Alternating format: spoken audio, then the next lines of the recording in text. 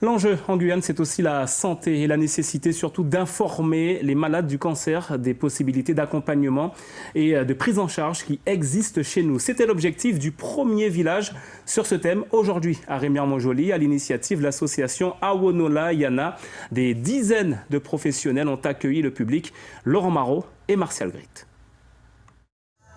Un moment de détente après l'épreuve de la maladie.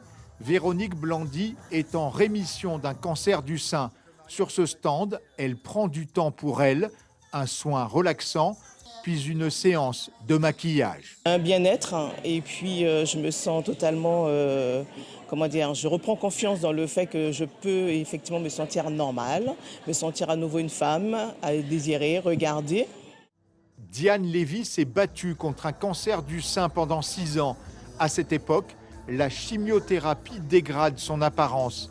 Les soins en institut l'ont aidé à tenir bon. Pour les cils qui étaient tombés, les sourcils de microblading, pour l'extension des cils également, pour retrouver un regard de biche, un contour des lèvres aussi, parce que le vieillissement de la peau provoque des rides au niveau de la peau, puis des soins réguliers de la peau pour réhydrater tout ça. Et puis aussi des soins, tout ce qui est onglerie, puisque les ongles aussi tombent. Ça a eu un impact très psychologique, positif, où je me suis remise à me maquiller, où je me suis remise à sortir. Voilà. Autre accompagnement important, celui des psychologues à l'hôpital, pour écouter la souffrance des malades. L'importance du soin en psychologie a été prouvée parce qu'on s'est aperçu que les personnes rechutent moins quand elles ont un suivi psychologique et qu'elles vivent mieux ce parcours de soins. En Guyane, l'accompagnement demeure difficile pour les malades du cancer en situation de précarité ou sans titre de séjour. Des dispositifs existent, encore insuffisants. Le premier village de l'association Awonola Yana a fédéré les acteurs sur un thème où beaucoup reste à faire. Et une bonne alimentation est aussi un enjeu important dans la prise en charge des malades du cancer. Une conférence a eu lieu sur ce thème lors de ce village. Elle était animée, cette conférence, par le docteur Liliane Tellusmé d'Anancier, médecin nutritionniste au centre hospitalier de Cayenne. C'est la rubrique En savoir plus, signée Laurent Marot et Martial Grit. Pourquoi est-il important de bien manger quand on a le cancer ?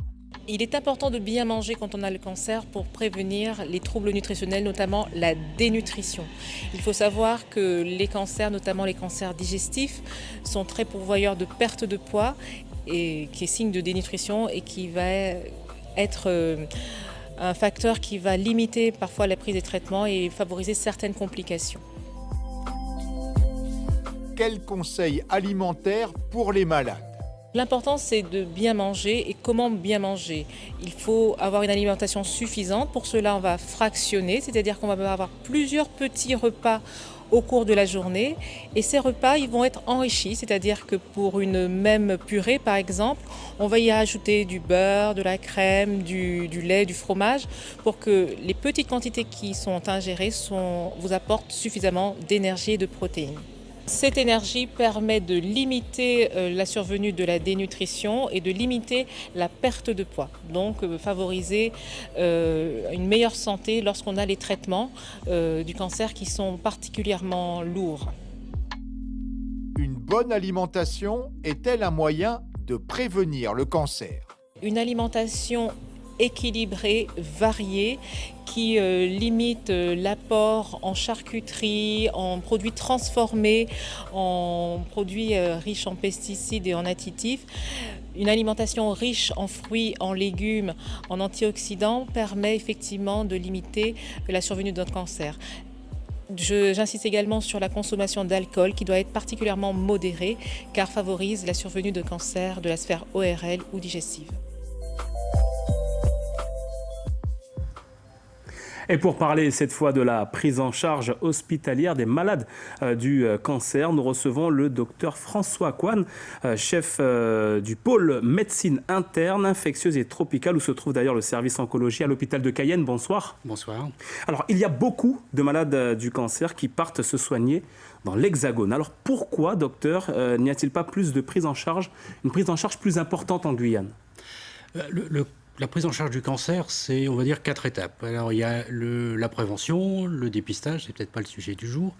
Et après, il y a le diagnostic. Sur le diagnostic, on est bien équipé quand même en Guyane.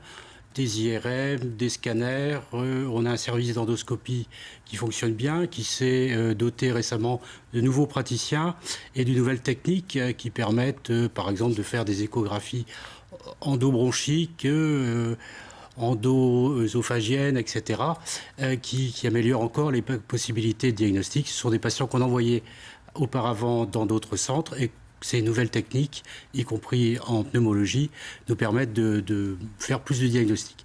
Ce qui manque ici, c'est 2 techniques de diagnostic qui sont la scintigraphie et le PET scan. Et les patients doivent alors partir soit aux Antilles, soit en métropole. C'est pas trop un problème ça, parce que ça peut se faire, je dirais pas sur un aller-retour, mais on fait l'examen, on peut revenir et on voit ce qui se passe. Et pour les soins, cette fois, le diagnostic, mais maintenant les soins. Voilà, pour les soins, on va dire qu'il y a trois grandes familles de traitements.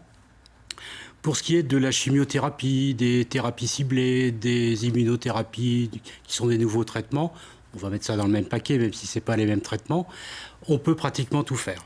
Ce qu'on ne peut pas faire, ce sont les inclusions dans des essais cliniques pointus, par exemple les analyses génomiques des tumeurs, qui vont permettre de faire des traitements très personnalisés. Ça, on ne le fait pas ici, mais on ne le fait pas non plus dans tous les hôpitaux de France. Mais les chimiothérapies peuvent se faire ici, donc Cayenne, Kourou, Saint-Laurent.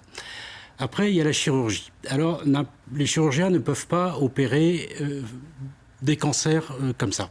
Il faut des autorisations qui sont, pour chaque pathologie, délivrées par l'Institut national du cancer. C'est-à-dire qu'en Guyane, on ne peut pas opérer le poumon, on ne peut pas opérer les cancers ORL ou les tumeurs cérébrales. Donc ces patients-là, pour des chirurgies de ce type qui sont spécialisés, doivent partir ailleurs, notamment en métropole. Parce que les seuils pour les autorisations, c'est le nombre de cancers opérés par an. Or, ici, on n'a pas 30 tumeurs cérébrales et derrière, il faudrait avoir toute l'infrastructure. Alors, le centre hospitalier de Cayenne travaille en partenariat avec le centre de cancérologie de Lyon. Alors, quel est le travail que vous effectuez avec ces spécialistes venus de la région Auvergne-Rhône-Alpes ? Alors, nous avons renouvelé une convention avec eux. Donc, il y a des actions institutionnelles. Ils vont s'engager à essayer de nous aider, éventuellement d'amener des internes. De l'autre côté, comme on fait ça, on travaille depuis longtemps avec eux, les évacuations sanitaires sont plus faciles, ils nous connaissent bien, on les connaît bien. Et puis surtout, ils viennent en mission, c'est-à-dire qu'un des oncologues de Lyon vient 1 semaine par mois à Cayenne pour voir les patients et élaborer des protocoles de soins. Et les chimiothérapies seront faites par des médecins qui ont cette compétence, mais qui ne sont pas oncologues, que ce soit ici ou à Kourou, à Saint-Laurent. Et ils vont revoir régulièrement, tous les 2 mois, tous les mois, les patients en fonction des besoins. Donc on a cette possibilité d'avoir les mêmes compétences qu'un centre hospitalier, qu'un centre de lutte contre le cancer. Très bien. Puisqu'ils viennent régulièrement ici. Et c'est quelque chose qui est pérenne parce qu'ils viennent vraiment depuis des années. C'est un système qui marche bien. Docteur François Coine. Juste la radiothérapie. Très rapidement. Très rapidement. La radiothérapie, là, c'est un traitement qui est spécifique de certains cancers et on n'a pas effectivement la machine. Et là, c'est des traitements qui peuvent être longs, quelques semaines. Et là, ça va poser, pour évacuer les patients, des problèmes d'hébergement pour ces patients-là. Il va falloir trouver des hébergements. Avec Léon Bérard, c'est plus facile. Mais les patients qui vont se faire traiter à Paris ou dans d'autres villes de province, il va falloir s'organiser pour trouver un hébergement. La problématique de la radiothérapie. Docteur François Coine, merci d'avoir répondu à notre invitation ce soir. Écoute.